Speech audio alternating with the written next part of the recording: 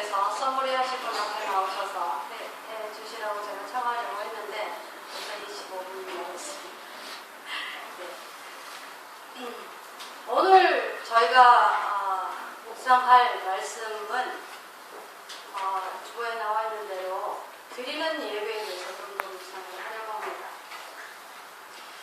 오랜 세월 동안 저도 모태신앙이기 때문에 제가 궁금했던 여러 가지 질문 중에 하나가 왜 구약 시대에는 하나님께서 현현하시고 나타나시고 왜 신약에 있는 지금 시대에는 하나님께서 예배 시간에 이렇게 나타나시지 않을까에 대한 질문이었어요.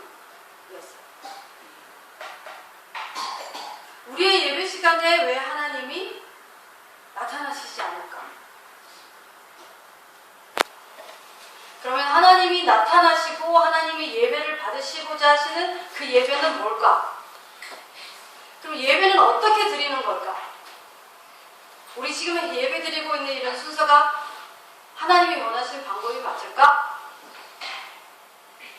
아니면 무슨 제도가 따로 있을까? 아니면 무슨 방법이 따로 있을까? 아니면 장소 때문일까? 아니면 무슨 예물 그런 것들 때문일까? 이런 고민들을 오랫동안 했습니다. 오늘 저희가 읽으신 말씀에 23절 4절에 보면 하나님께 신령과 진정으로 예배를 드리라는 말씀이 있어요. 하나님을 믿지 못하는 다른 어둠의 영에 사로잡힌 사람들도 그들이 어둠의 영을 부르면 그 어둠의 영이 나타난다고 하죠. 그럼 우리는 성령님을 모시고 살고 하나님과 함께 사는데 우리는 왜 하나님을 부르면 하나님의 영이 여기 안 오실까요? 고민해 보셨습니까? 우리 하나님이 정말로 크신 분이신데 왜 우리 하나님은 우리의 예배에 나타나시지 않으실까?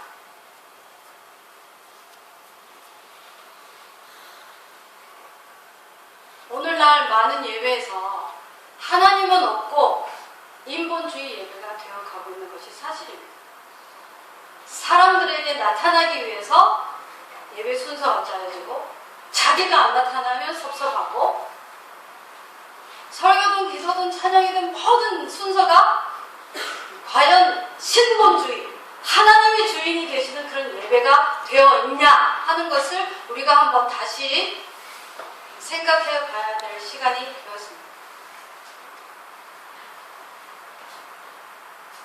인본주의로 다 빠진 이런 예배에 하나님이 뭐 때문에 나타나시겠습니까?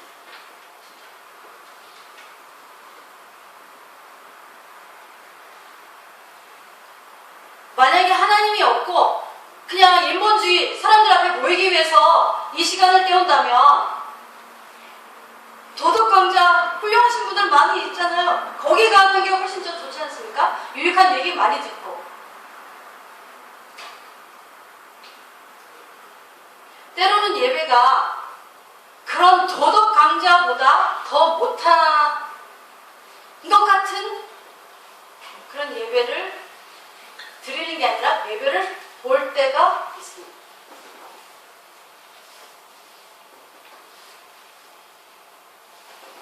예배는 정의 내리겠습니다. 예배는 첫 번째입니다. 하나님께 드리는 제사입니다.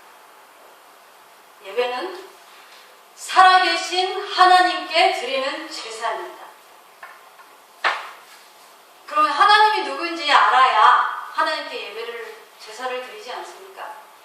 지난번에 제가 여러분께 하나님에 대해서 써보시라고 제가 2분 드렸죠?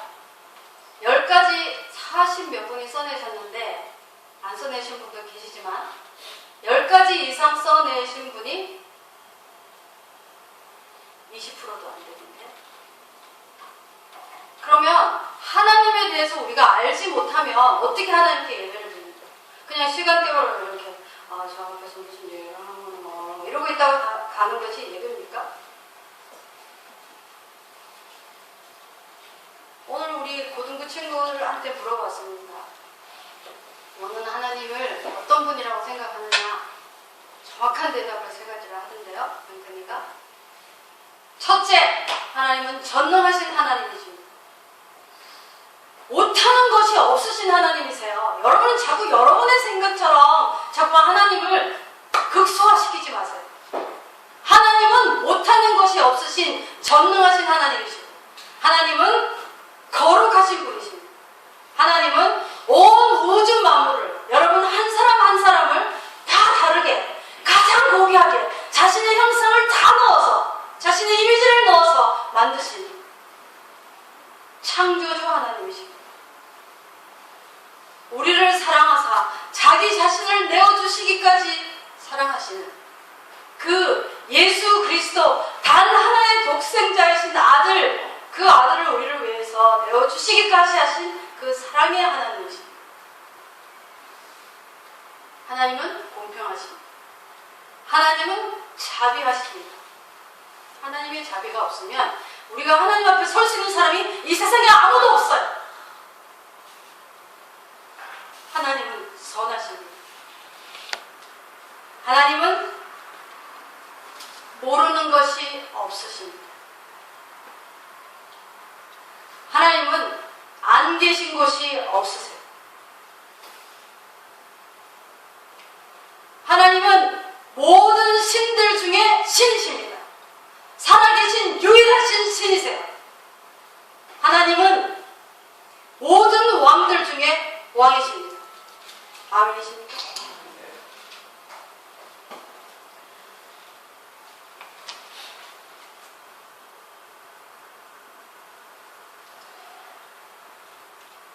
그 하나님께 우리가 예배를 드릴 때 제가 오늘은 그 예배의 종류가 많습니다. 예배가 종류가 많지만 그 중에서 이제 두 가지로 줄여보려고 하는데요. 물론 우리의 삶에서 만약에 우리가 이제 교회가 커져서 파킹락이 생기고 그러면 주차장에서 도와주시는 그런 일도, 그러니까 아까 우리 목사님께서 말씀하셨지만 성일날, 주일날 성전 안에서 행하는 노동은 하나님이 일을 했다고, 안식일을 보냈다고, 치지 않는다고 구약 성경에 말씀되어 있습니다. 그렇죠? 그래서 뭐 주차장에서 인도하시든, 여기 앞에서 안내를 하시든, 헌금위원을 하시든, 주방에서 음식을 공개하시든 모든 것이 성직이에요. 그런데 요 한 시간의 요 예배 시간 안에서 하나님께 드리는 예배가 있고 받는 예배가 있습니다. 점심을 먹고 나서 좀 졸리시죠? 드리는 예배가 있는데, 드리는 예배는 찬양이에요. 여러분, 이사야 선지자가 얘기하실 때 제단 숯불로 내 입술을 씻겨주시옵소서 그렇게 말한 것처럼 하나님께서 우리를 예수 그리스도의 피로 깨끗게 하시지 않으면 우리가 하나님을 감히 부를 수 없어요. 부르다가 죽어요.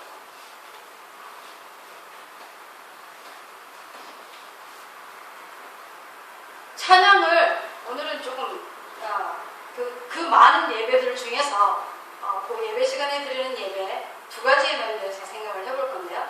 찬양과 그 다음에 여러분께서 마음으로 정성으로 합해서 드리는 예물, 헌물 그런 것들 그 드리는 예배입니다. 받는 예배는 목사님의 말씀을 통해서 성령께서 임재하셔서 여러분들이 예전에 알지 못하였던 그런 하나님의 총명을 주심으로 말미암아 예전에 알지 못하였던 하나님의 은혜를 받는, 말씀을 통해서 하나님의 말씀을 통해서 은혜를 받는 것들, 그것을 받는 예배라고 일단 정리를 하겠습니다.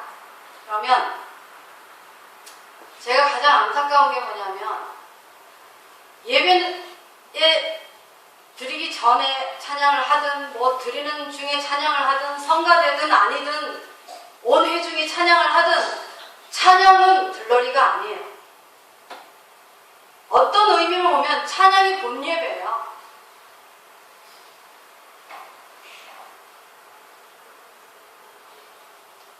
설교는 하나님께서 여러분에게 하시고자 하시는 권면과 깨닫지 못하는 것을 깨닫게 하시고 계명을 가르치시는 것이라면 우리가 전심으로 들을 수 있는 건 찬양이란 말입니다.